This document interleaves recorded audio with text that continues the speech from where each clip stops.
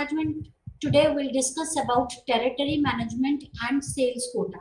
In our previous lecture, we discussed about the sales forecast, right? How can we forecast our sales? And in today's lecture, we'll discuss about the territory management, why it is important to divide or define the territory, and how could we manage that territory, and why it is important to develop a sales quota. Right?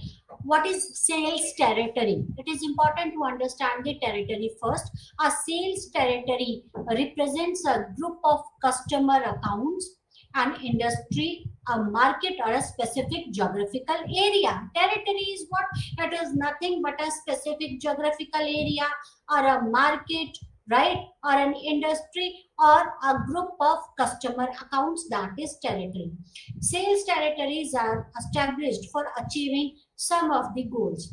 So I hope this is understood. What is sales territory? Sales territory is the geographical area or the customer, a group of customer accounts, an industry, a market, or a specific geographical area. And why it is important to develop a sales territory? The sales territories are established for achieving some of the goals like proper market coverage. Why we develop a territory? So that we can cover up the market properly, right? Territory is you divide the market into small groups as per the customer accounts or as per the geographical areas or as per the market or the industry, right? So territory has been made or established because of proper market coverage. Systematic mapping of sales territories facilitates the salesperson in effective combing the territory, covering present as well as potential customers. Understood? Proper market coverage. So why do we this? This is the systematic mapping of the sales territory. It helps the salesperson to effectively combing the territory, right? So that it can cover up. They can cover up the present as well as the potential customer. Next goal is effective development of the sales force. Proper knowledge of the demand of the sales territory results in the assignment of the right person for the territory, right? So once we divide the market into the small groups as per the geographical areas or as per the customer group of customer account, then we can effectively deploy our sales force as per the requirement of that territory, right? And then the efficient customer services. The next goal of developing the territory is the efficient customer services. A well designed sales territory improve the buyer seller contact and enable customer orientation to part of a salesperson. So territory development makes a bond between the salesperson and the customer.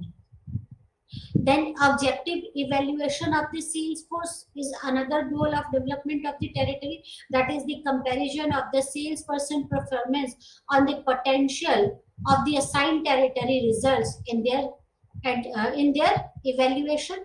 So how they have performed in their territory, right? On the basis of that, we can evaluate our sales force, right? Whether our account has been increased or decreased, or we are able to maintain those accounts, our customer are happy or satisfied or not, right? On the basis of that, we can evaluate the sales force.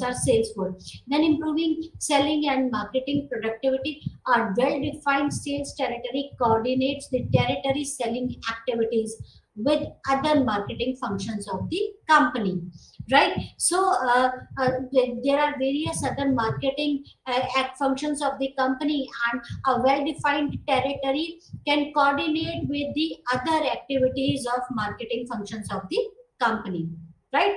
What are the steps in territory planning? How do we make a territory? There are the various steps in territory planning, right? Like the salesperson's capacity. A proper assessment should be made as how many customers or prospects can a salesperson meet in a day, right? So on what basis we make a territory? That is, uh, that is, suppose we want that a salesperson should meet at least 20 customers per day, right? So it depends on the on that territory, how many customers or the potential customer are in that territory, right? If a customer we can meet only the 20 people in a day, right? So is it possible to cover up all the customers, right? So a proper assessment should be made as how many customer prospects can a salesperson meet in a day. By first is that, right? Then on the basis of that we can develop the territory. Second is frequency of calls per month. A sales management should also decide the frequency of calls per month to each customer, right? What we expect that the salesperson, that there should be some frequency of calling the customer or the potential customer per month. If customer is big enough, then it is important that you should go and meet them fortnightly. If customer is not that big, right, then you can meet once in a month, right? So frequency of calls per month is important steps in defining the territory, right? Then the minimize travel time and expenses. See, we want to increase our sales and decrease our travel time and expenses, right? If territory is too large, then it would be difficult for any of the salesperson to cover up all the customers, and it will more time uh, will go in vain in traveling, right? So we define the territory that could minimize the time, travel time, as well as the expenses. The territory should be planned in such a manner where the maximum amount of the salesperson time is spent interacting with the customer rather than the traveling. And the traveling, the larger the traveling, then more will be the expenses, right? So rather than spending time on traveling, it is important that salesperson should meet the customers, right? Should able to convert and retain the customers, right? So all these are the factors when we which we consider why we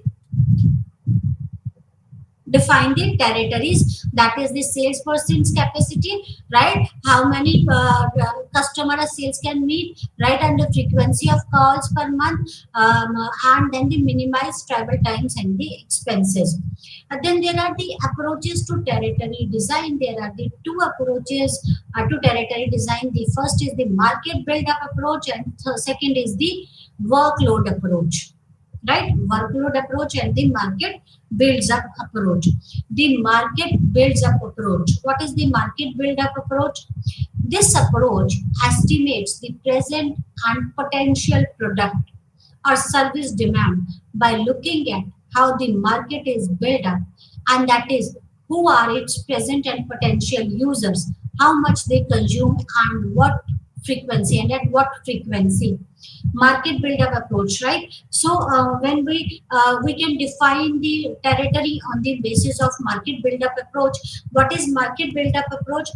Market build up approach is nothing but it estimates the present and the potential product or service demands in that particular market segment, right? So it defines the demand of the product or the service in that particular market, right? That is how we can define that the demand of the present and potential market in that particular market is that who are its present and potential users, and how much they consume, and what frequency they consume the product, right? So on the basis of the market you can divide the territory. Second is the workload approach, right? The WJ Tally's workload approach to territory design is based on creation of territories that are equivalent in terms of workload performed by the salesperson. So on the basis of the workload, when we define the territories, that is known as the workload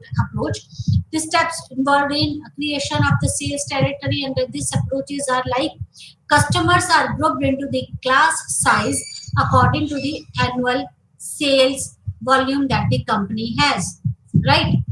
So switched off. The steps involved in creation of the sales territory under this approach, see, a market build-up approach where we divide the territory on the basis of the demand of the product or services in that particular market, and in workload approach, this approach has been given by the WJ Tellis, and in this we divide it on the basis of the class, that the customers are grouped into the class sizes according to the annual sales volume of that company has, right? So how much customers are there and what are their demands, that the customers are divided on the basis of the size, class sizes, right, according to the annual sales of the volumes of the company, right? And the optimum call frequency for each class of customers are estimated, right, on the basis of the class, that is what should be the frequency, optimal call frequency for each class of customers are estimated, right, for the, say, if customer is very important for us, then it could be a weekly call or it could be a fortnightly call. If customer is a small, is a medium sized customer, then it could be a monthly call, or if customer is a small customer, then it could be say once in a 2 month, right, or once in a month, right? So optimum call frequency is defines the workload. Then present and potential customer are then located geographically and arranged the volume and value wise, right? Then important thing is that is the potential, where the potential and the present customers are located, whether they are located at the, whether they are separate geographically, located at distance, or they are at they are not distantly located, right? Because traveling, in traveling will spend the time, traveling consumes the times, and the arranged volume and the value wise, how valuable that customer is, right? Then accordingly we divide the workload. The number of present and potential customer in each volume or value group is then multiplied by the desired call frequency to get the total number of planned calls required to each geographical control unit, right? So how can we estimate the workload of the salesperson? We can estimate the workload of the salesperson, right? That is we know the number of present and potential customer in each volume or the value group, and then that is multiplied by the desired call frequencies, right? What is our desired call frequencies, right? To a total number of planned calls required in each geographical control unit, right? So this is how we can calculate our workload, and this is followed by the determination of geographical control unit, in that these are carved out territory is comped to the maximum, giving adequate workload to the salesperson as well as minimizing, if not eliminating, the unproductive time spent the covering the distance between the two calls or post call activities. So again, this geographical distance matters a lot. This geographical control is important, right? We should define the territories. We can calculate that workload on the basis of the geographical distances between the potential and the present client, right? So it is very important that that this unproductive time should be which has been spent in covering the distance should be avoided, right? Then next is sales quota. Territory. I hope this now you can you understood about the territory. Territory is what? Territory is when you divide the market into small groups on the basis of the present and the potential customer, on the basis of that is geographical locations, on the basis of the workload, right, on the basis of the demand for the product or the services. right? That is the territory. In short, that is when you divide the market, when you divide the potential market, the present market as well as the potential market into small geographical division, so that you can cover up the market, the maximum market, right? So that you can reach to the maximum market, that is known as territory. And why it is required, right? Again, the scope, the goal is to cover up, to reach to the maximum customer, right? To capture the maximum market, right? And territory can be there are the two approaches to divide the territory, that is the market approach and the workload approach. Market approach is that when we divide the territory on the basis of a demand for the product or services in that particular market, then we do on the basis of that, when we divide the market into areas, right? And see, if there is not much geography, that in a particular geographical area there are many customers but not geographically separated, then we can divide it as per the demands, right? And a second is the workload. That on the basis of workload we can divide the market, right? A workload is like that is as per the class size of the customer, the optimum class called frequencies for the customer, that is and then on the basis of the geographical distances, the time spent to cover up the distance to reach from one customer to another customer, right? On the basis of workload we can divide the territories, right? Now next important topic is sales quota. What is sales quota? Sales quota is nothing but the quantitative goal assigned to the sales unit relating to a particular period. That is sales quota, as the name indicates, quota. That it is nothing but a quantitative goal. A quantitative goal has been assigned to the sales unit, right? That is relating to a particular period. In this particular year period, each and every salesperson is supposed to sell 50 units, right? Say within 6 months it is required that each salesperson should sell this product, sells the 50 units of a particular product, right? That is the sales quota. It is the quantitative goal assigned to the sales unit relating to the particular period.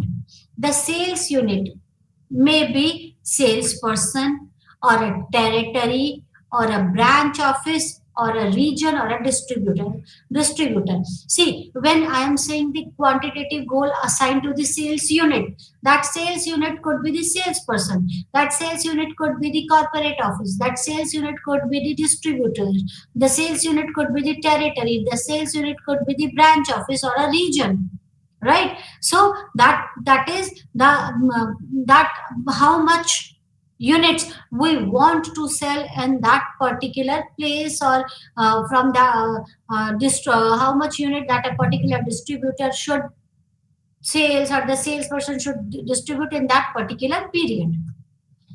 Sales quota are used to plan, control and evaluate the selling activities of the company. Why sales quota is required? Why it is required that a quantitative goal should be assigned to the sales unit? So that we can plan accordingly, right? We can plan the production, we can plan about the inventory, right? We can plan about other things, and we can have control on the things, right? And evaluate, and on the basis of quota we can evaluate whether we are able to achieve our objectives or not. Suppose our objective was to sell 100 units, right? 100 units of a particular product in 2 months, right? So that on the basis of that we can evaluate whether we were able to sell off to 100 unit or more than 100 unit or less than 100 unit. And if we are able to sell off less than that unit, then we could have control, right? We could find out the reasons why we were not able to achieve our targets. So sales quota are required for planning, for controlling and for evaluating the sales activities of a company. They provide the source of motivation, right? Why it is a source of motivation? Because it is a basis of incentives, compensation, right? Standard of performance evaluation of the salespeople, and uncover the strength and weakness in the selling structure of the firm, right? So sales quota is a source of motivation because at times we associate it with rewards. It could be the monetary rewards, it could be the non-monetary rewards. Monetary rewards like bonus, incentives, other compensations, right? Or non-monetary rewards like performance evaluations, promotions, and other things, right? And it helps us to understand the strength and weaknesses or the opportunities or the threats of the firm, right? Why quotas are required? Providing the goals, incentive, and measurable performance standard, right? Quota provide the salespersons, distributive outlets, and other engaged in the selling activities the goals, right? It provides us the goals. It provides the goals to each sales unit, incentives to achieve a certain performance levels, because it is at times this sales has been associated with the rewards, so incentives, and helps us to define the measurable standard for the stakeholders, whether we are able to, how we are able to perform, whether it is up to mark or beyond mark or above the mark, right? Next is next important thing why sales quota is to controlling salesperson activities and motivate for the desired performance. Quota provides an opportunity to direct and control the selling activities of a salesperson. Right? It guides us. It directs us.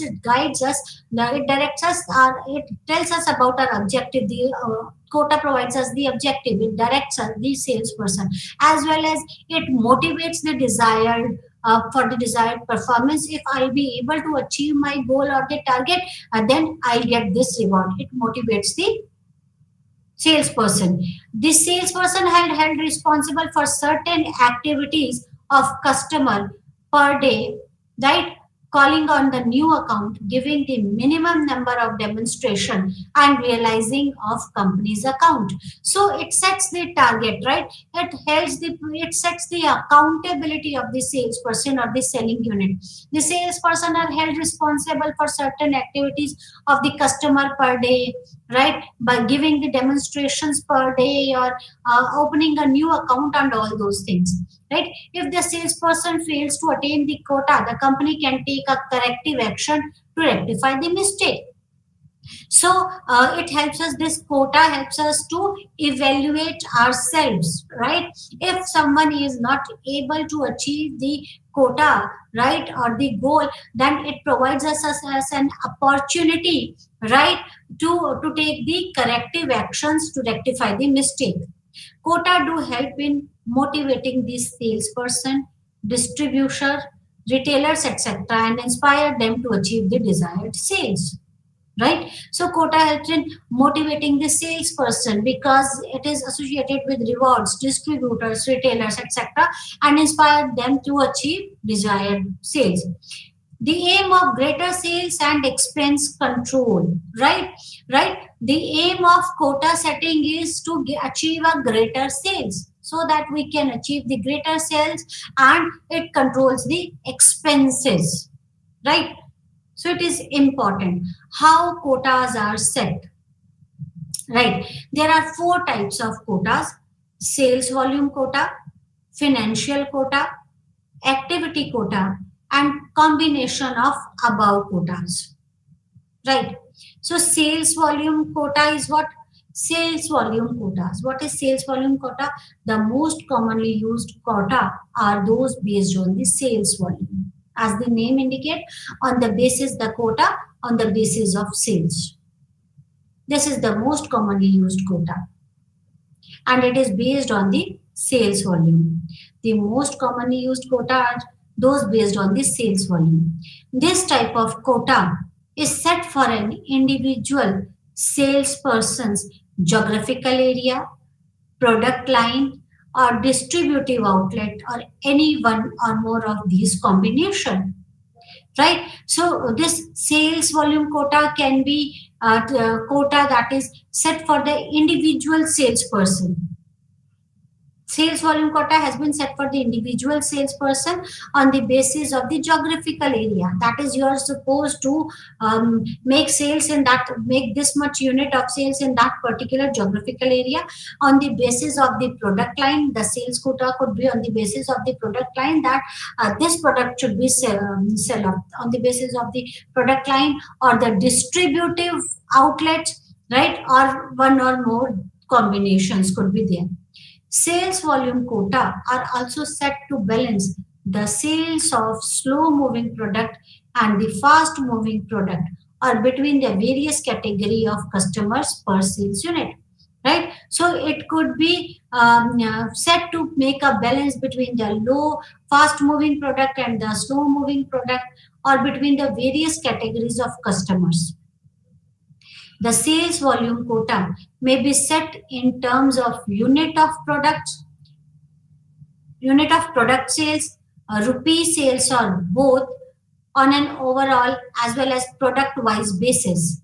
Some companies combine these two set of quotas on point basis, right? See, the sales volume quota can be set in terms of unit of product sales, how many units of that product should be sold. It could be on the basis of the quota, could be on the basis of rupee sale, how much revenue is expected, right? Or both, or it could be on the basis of both, or an overall as well as product wise basis. It could, sales quota could be on the basis of product wise, right? Every product should be moved, or it could be on the basis of product wise. Some companies combine these two or set quotas on the point basis, right? Then there are certain methods of setting the sales volume quota, that is the past sales and the total market estimates. What is the past sales? On what basis we can set the sales volume quota? How can we estimate that how much volume of sales or how much units of that particular product should be moved, or how much revenue we should expect in that particular period? That could be on the basis of the past sales or the total market estimates, right? What is the past sales? Past sales is, that is on the basis of the past history or the past data. One sales manager can find out the potential of the market, right? And can set the quota accordingly. Then the total market estimates, on the basis of the total market estimates, with change in the see, there are certain external and the internal factor which influences the market, right? And if there is any change in the market scenario because of those external and internal factors, right, that basically external factors which are not in our control. The external factor includes the income, economy, and other things, and the competitors, right? That is the total market estimates. Then on the basis of that we can estimate our total market, right? And we can find out the potential for us in that market, and on the basis of that we can set up the sales volume quota, right? Next method was the financial quota. Financial quota are determined to attain the desired net profit as well as to control the sales expenses and occur, right? So financial quota is the total net profit. What do we expect? That is the net profit which the company expects, as well as control on the sales expenses account. Net profit quota is what? Net profit quota are particularly useful in multi-product companies where different products contribute a varying level of the profits, right? So rather than on the basis of the number of units of a particular product, if company is a multi-product company, right? Right. So rather than relying on the number of the movement of a particular product, the company can set a financial quota, that is what net profit a company expects in that particular period, right? So that is on the basis of the net profit, right? Net profit quota are particularly useful in multi-product companies where different product contributes varying levels of the profits. Then the expenses quota, right? expenses quota to make a sales force conscious of the need to keep selling cost within the reasonable limit. Some companies set a quota for expenses linked to the different sales attained by their sales force. And to ensure its conformity, they even link compensation incentives to keeping expensive within the prescribed limit. See, we discussed about the forecasting and the budgeting in our last lecture, right? So we forecast the quota is what on the basis of the forecasting we define the quota, right? And but in budget we allocate a budget, and it is important that we should keep our expenses within the budget and expenses quota. We should company wants that the budget, the selling cost should be within the reasonable limit, then only we can earn the profits, right? So company sets a quota for the expenses linked to the different level of the sales attained by their sales force. So they define a particular level, that is they define a quota of the expenses that is linked to a different level of the sales, right? And they ensures its conformity, that they even link compensation incentive to keeping within the prescribed limits, right? Next quota is activity quota. What is activity quota? So activity quota, this takes into account the activities involved in selling process to make it more structured, like the number of sales calls to the key or the high value customers, demonstrations to be done for the some product if applicable for the customers, the canopy activity being done through the promoters for the customers in public places, and the collections. So activity quotas is what? Activity quotas is what sort of activities are carried out, right? So they gives the quotas for the activities. This is account the activities involved in selling process to make it more structured, that is the number of sales calls, how many sales calls has been made by the salesperson or the sales unit, the calls of the key value customers, right? How many calls has been made to key value customers, right? Then the demonstration of demonstrations to be done for some product, how many demonstration has been given for that product, right? All these are the activities quota. And the canopy activities being carried out by the promoters for the customers in public places, and the collection, all these are activities quota, right? And fourth one was the combination of the above quotas, right? So there are the combination is, it could be the sales volume quota as well as the financial quota, that it is made that it could be sales volume quota, financial quota, sales volume quota, activity quota, or financial quota with activities quota. It could be the combination of more than the above quotas. We discussed about the sales volume quota, the financial quotas, the activity quotas, and there could be another quotas like combination of other quotas, right? Then there are the attributes of the sales quota plan. What all are the attributes of a good sales quota plan? That it should be realistically attainable. See, we should provide these smart goals to our selling unit. Smart stands, smart is an acronym, right? S stands for the specific objective. This quota is the specific objective because it is a quantitative objectives which we can measure, right? That it should be the specific objective should be provided, right? But and that objective should be measurable, because it is a quantitative goal. Quota is a quantitative goal, right? We have given the specific objective, that how many units they are supposed to sell, or how much revenue they are supposed to get for the company. We can measure there whether they have M stands for the measures, that is we are able to measure whether we are whether that sales unit has achieved the target or not, right?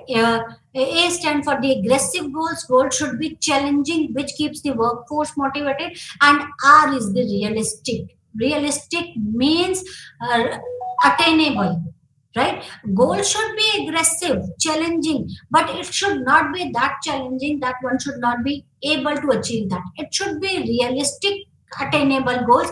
The realistic attainable goals only keep the workforce motivated, otherwise it leads to stress, right? And the goals, the sales quota plan, the plan when we are making a quota for a sales, it is important that we should make the quota realistic, right? So it should be realistically attainable, right? Then the objective accuracy, we should provide them, and as stand for the smart specific, we should give them the specific goals, ease of understanding and administering, right? Again, it is very important that they should understand the quota, that they should be able to understand the quota properly and administer that. Next is flexibility and fairness. It should be flexible, right? It should be, it could be a quantitative, a specific goal has been given, but again, at times, if we are not able to achieve that particular goal, then we should be able to we should be flexible with that, or able, if we have done better than what is expected from us, we have done achieved our more than our target, then we should be flexible enough. It should be, there should be fairness, there should be no biasness, right? Right, it should be fairness. Right, then next is sales organization. So before we move to the sales organization, till time we discussed about the territory and the quotas. Territory and sales, territories and sales quotas are very important. Sales territories are what? Sales territories are when we divide the market on the basis, when we divide the market into small groups, into small chunks, that is known as the territory. It could be on the basis of the geographical locations, it could be on the basis of the customers, right? Or it could be on the basis of the demand, right? So when we divide the market into small groups, right, then that is known as the territory, right? That is known as the territory. And why then we discussed about the quota. What is quota? Quota is nothing but a quantitative objective given to the sales unit for that particular time period. That is the sales quota, right? When we define each and every one, what we expect from you in that particular period, that is known as the quota. It is the quantitative, quota is the quantitative unit, right? A quantitative unit that has been given, that sales quota is what? Quantitative, it is a quantitative attribute, right? Given to each sales unit. Sales unit could be a salesperson, a distributor, or anyone, right? To the sales unit for a particular period, for next 6 months, what we expect from that, from you, right? Sales quota could be we can define the sales quota on the basis of the sales volume, right? Sales volume means what? How much sales we want in the market, right? How many products should be moved in the market, right? It could be on the, it could be for a particular product, it could be it could be for product line, it could be for combination of the fast moving product as well as the slow moving product. That is how many units of a of product should be sale, right? That is sales volume quota. Next is the financial quota. Financial quota is what? Financial quota is when we define the net profit, right? What net profit we want in that particular period, that is known as the financial quota. That is, we want to earn this much net profit in that particular period. That is the financial quota, right? Basically those companies who produces the multiple product, they set the financial quotas, right? Rather than see, a few products could be the fast moving, can be costlier than the other products. So what they prefer is that we want this much profits in this period, right? So that is the net profit. Or it could be the expense control, right? Exponential quota also includes the expense control. It is required that the sales expenses should be keep that it should be kept under control, right? That is, the sales expenses should be within control, right? So that we can increase our net profits, right? And another quota could be the activity quotas, right? That it is expected from the salesperson or from the distributors to carry out certain activities like canopy activities, like demonstrations, like calls, right? So all these activities should be carried out, and the quota has been set. And the fourth one is the combination of all these. There could be sales and activities, there could be finance and activities, so there could be the combination that varies from organization to organization, right? Now let us discuss about the sales organization. What is sales organization? Decision must be made as to the type of the sales task required to be performed, and as to how the salespeople should be grouped together to ensure effectiveness and efficiency. See, why sales organization is required, right? With the development of the business, right? It is required that there should be a sales department or the sales organization, so that we can plan as per the requirement of the market, and we should be able to achieve our target. And this department should work in coordination with the marketing departments, right? So decision must be made as the type of sales task required to be performed in sales organization, right? The sales organization or the sales department can decide the type of the sales task required, what type of the tasks are required to make these sales, right? And as to how the sales people should be grouped, as to how the sales should, क्या है बेटा?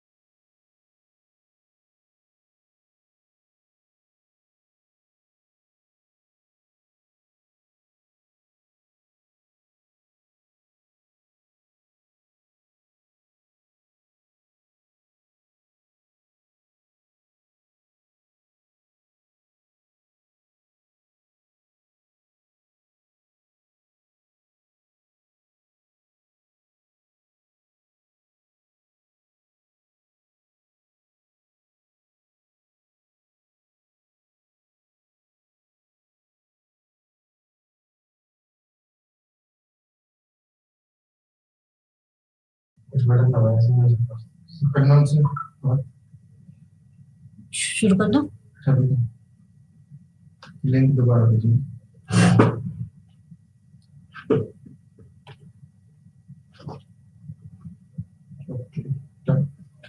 Start.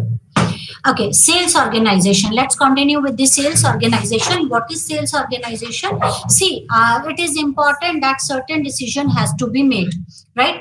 That certain types of the tasks, sales tasks are required, and the sales organization can take those decisions in a better way.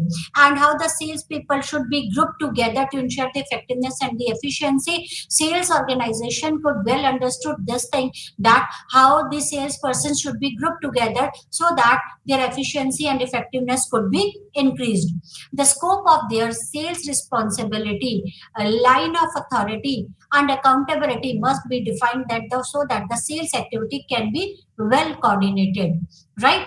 See, in the sales organization, the responsibility could be well defined. The scope of the sales organization is their sales responsibility, a well defined sales responsibility. There should be a well defined responsibility of each and every person, right? Then the line of authority. What is the line of authority? What is the hierarchy? Who should report whom, right? There should be a well defined responsibilities, a well defined line of hierarchy, right, or the authority, and the accountability. Responsibilities as well as the accountability must be defined so that the sales activities can be well coordinated, right? It should be well defined. Accountability should be well defined so that all the sales activities can be well coordinated. And in the sales organizations, they can do it in a better way, so that because they know they know what to do to increase the efficiency and the effectiveness of the salesperson, what should be the hierarchy, right, what should be the responsibility, and how to set the accountability of each and every individual.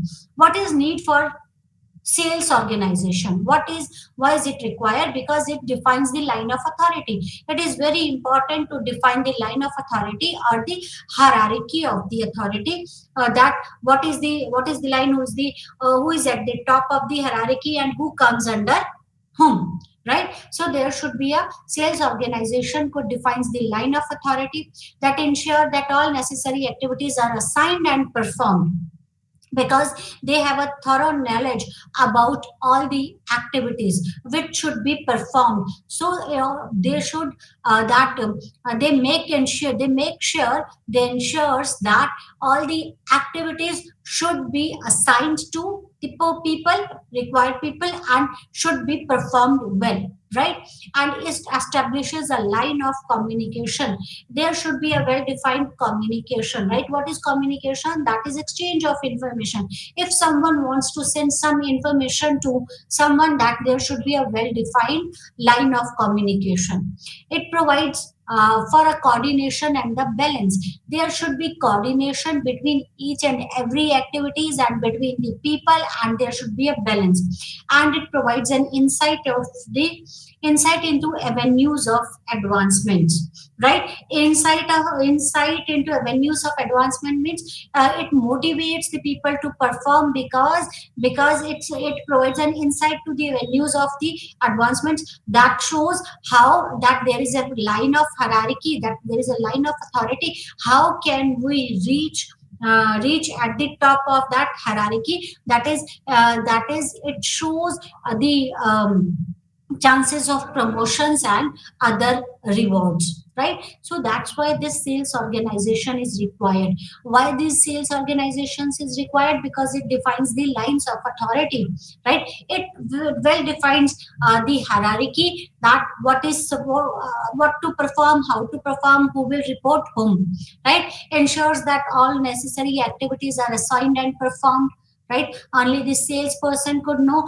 that what all activities are required at that particular time. It should be assigned properly and should be performed. It establishes a line of communication. There should be a proper line of communication. It provides for coordination and balance, and provides incentive to avenues of advancements, right? There should be centralization or decentralization in sales organization, right? Sales organization could be centralized sales organization or decentralized sales organization. In centralized system, recruitment, training, compensation, and evaluation all are managed from the central headquarters. When everything lies in the hands of the headquarter, that is the centralized system.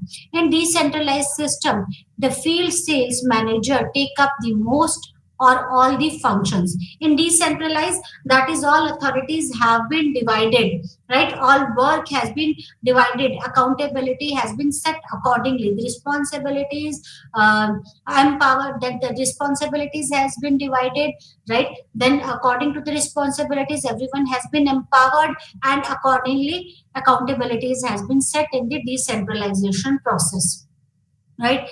Decentralization of operation in this case provides for a greater freedom to the field sales manager, allowing them to display initiative and managerial skill.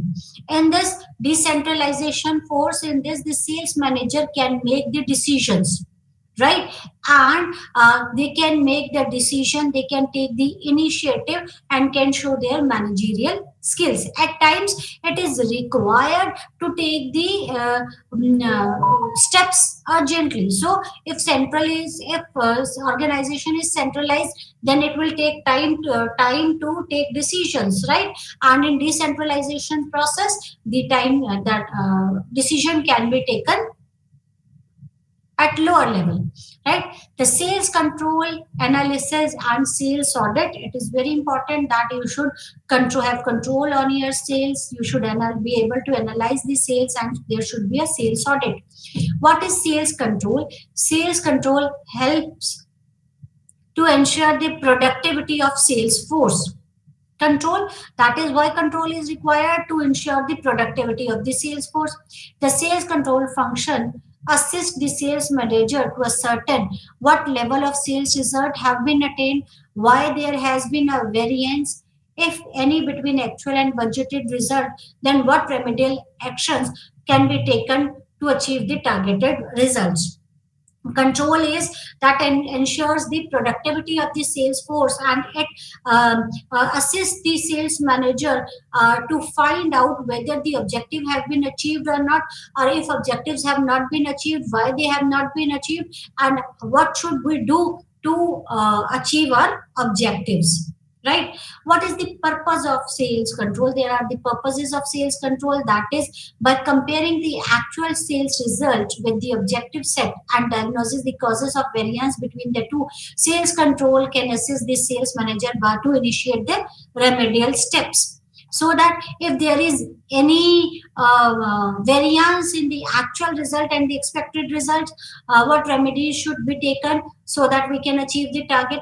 To revise the sales policy and strategies followed, right? If there is if required, we should revise our sales policy or strategies, right? To implement steps for improving productivity of the sales force, right? How can we improvise or increase the efficiency of our sales force, right? So implementation of the steps for improving the productivity of sales force. To improve the quality of target setting, sales planning, and budgeting function to increase the sales profitability. And important is to increase the sales profitability, sales control is required, and to improve the quality of target setting, right? On the basis of this, we can set our targets. See, we can plan our sales and budgeting functions. So all these are the purposes of sales control, right? Sales control system is the first is the setting objective and the sales force standards. What all are objectives? What are the sales force sales objectives, right? What are the standards? Establishing the standards for measuring the actual sales performance. First we have standards, define the objectives, quotas, and then second is in sales control, the second step of sales control system is to establish the standard, so that how could we measure the performance of the sales, whether we have achieved our target or not. Establishing the standards for measuring actual sales performance. Third is to gather information on actual sales and comparing it with actual performance standards, right?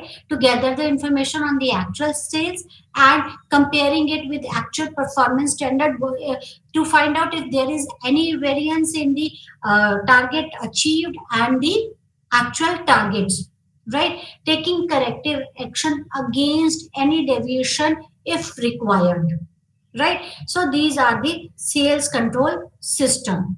There are the methods of sales control like sales analysis, marketing cost analysis, and the sales management audit, right? What is sales analysis? Sales analysis is the detailed examination of sales volume by territory, salesperson, customer, product line, etc. That is when we analyze the sales on the basis of the territory, on the basis of the salesperson, on the basis of the product line.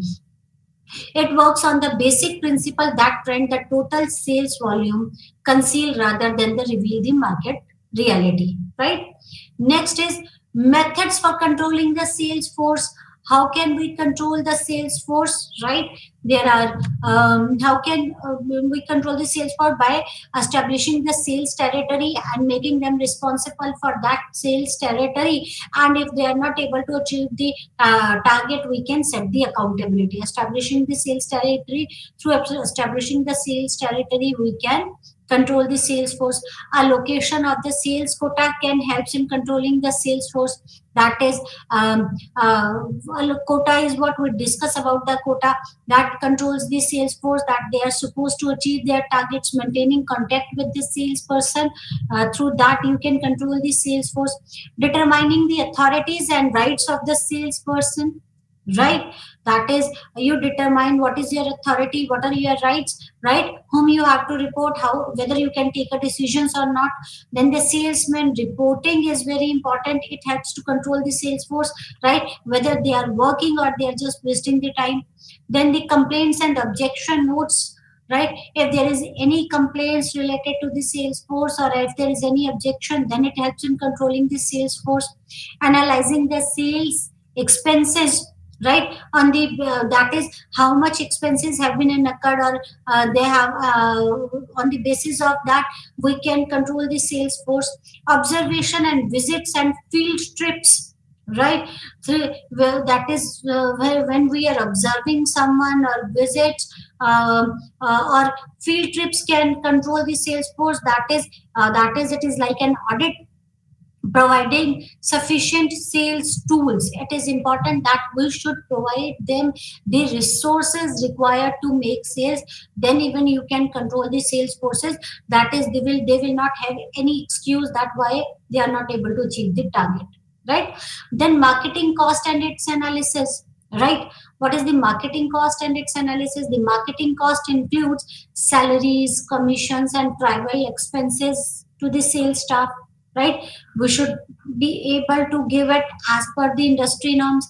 Remuneration to the sales directors, administration and upkeep of the sales office and showrooms, it is required, right? Advertising and the publicity expenses, cost of catalog, price cost, and the sample cost should be included. Depreciation, insurance, repair, maintenance of sales and showrooms, all these are required. Bad debts and the cost incurred for collection of the bad debt should be included, and discounts and rebates, all these are the marketing cost and its analysis are required. Approaches in marketing cost analysis, right? Full cost approach. What is the full cost approach? In this approach, all costs are allocated to the product, customer, or other categories, including fixed and common cost. With all costs allocated, profitability can be easily determined by subtracting the cost from the sales, right?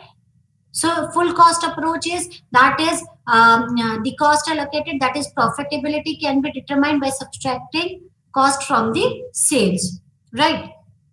Next is contribution margin approach. In this approach, not all costs are allocated in all situations.